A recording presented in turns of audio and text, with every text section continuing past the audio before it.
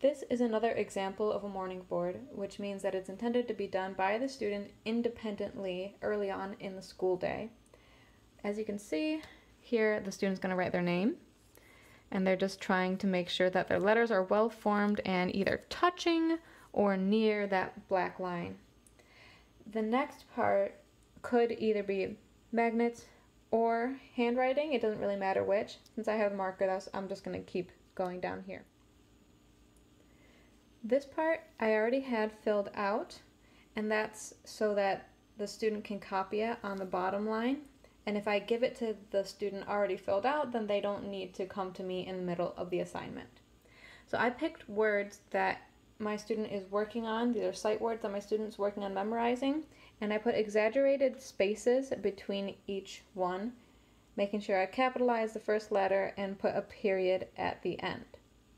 I also was very deliberate in only making a small dot on my eye because my student likes doing this, which is cute, but also a waste of time for somebody who takes a lot of time forming each and every letter. So my student's going to write it down here. Might use their finger to remember to put space.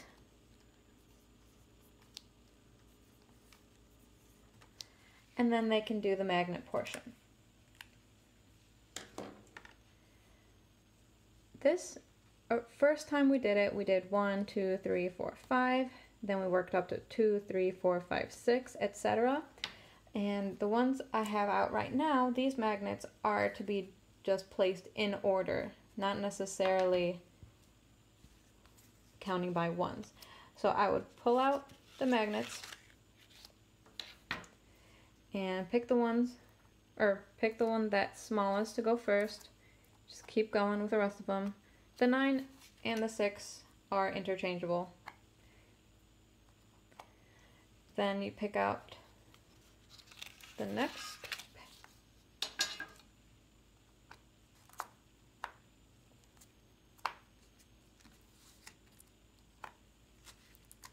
And these are purposely done as like smaller die within the die so that the student can see that 5 and 4 make 9, 4 and 4 make 8. And then the last thing to do is the 10 frames. It would help if you orient them all the same way so that it's easier for the student to scan them, but it's not really a big deal.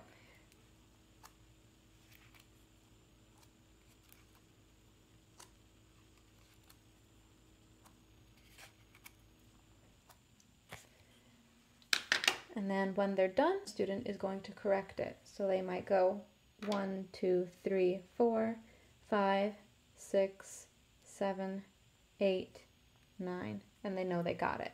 Then they make sure all 3 of these match, these match, these match, these match, and these match, and then you're done.